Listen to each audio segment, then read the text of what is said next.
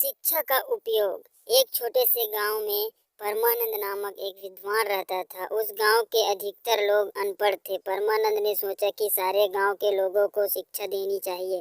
यह सोचकर उसने अपने घर पर पाठशाला खोली। जो भी परमानंद के पास पढ़ने आया उसे उन्होंने मन लगाकर पढ़ाया। हर कोई उसे शिक्षा के बदले में दक्षिणा देने लगा। परमानंद न केवल गरीब विद्यार्थियों को मुफ्त में ही शिक्षा देता बल्कि खाना कपड़ा देकर उनकी मदद भी करता था। एक बार उस गांव में चैतन्य नामक एक महाविद्वान आया। वह कई राजाओं महाराजाओं के सम्मान भी पा चुका था। परमानंद द्वारा चलाया जाने वाला शिक्षा अभियान का समाचार सुनकर वह उसको देखने आया। 3 दिन तक चैतन्य परमानंद का अतिथि बना रहा। उसने गांव के लोगों के सामने परमानंद की शिक्षा दान की बड़ी प्रशंसा की। गांव से जाते वक्त चैतन्य ने परमानंद को पुरस्कार के रूप में सम्मान पत्र तथा धन दिया और उसे विदाई ली।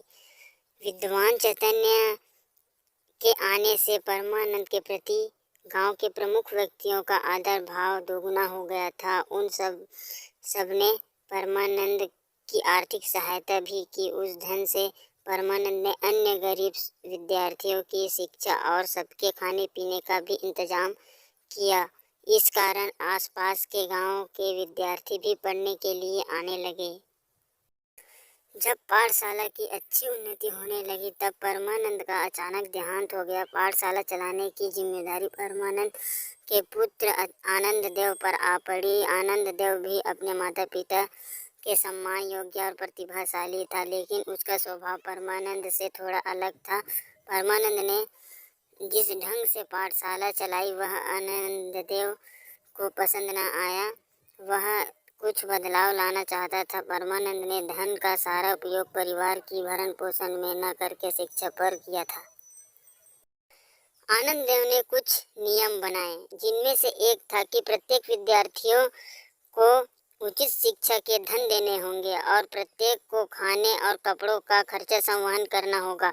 इन नियमों के चलते गरीब विद्यार्थियों ने पाठशाला छोड़ दी। धीरे धीरे पाठशाला में विद्यार्थियों की संख्या घटने लगी। आनंददेव अधिक धन देने वालों को मन लगाकर पढ़ाता और कम धन देने वालों विद्यार्थियों की ओर बिल्कुल ध्यान न देता था।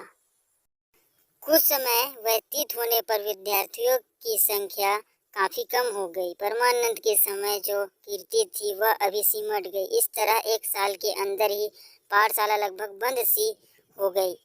आनंददेव के पास विद्यार्थियों के नाम पर केवल 2-3 विद्यार्थी ही बचे। उनकी दक्षिणा से आनंददेव को परिवार चलाने में दिक्कतों का सामना करना पड़ा।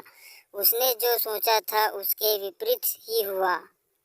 उसी गांव में देवव्रत नामक एक गरीब युवक रहता था। वह आनंददेव के पिता परमानंद का परम शिष्य था।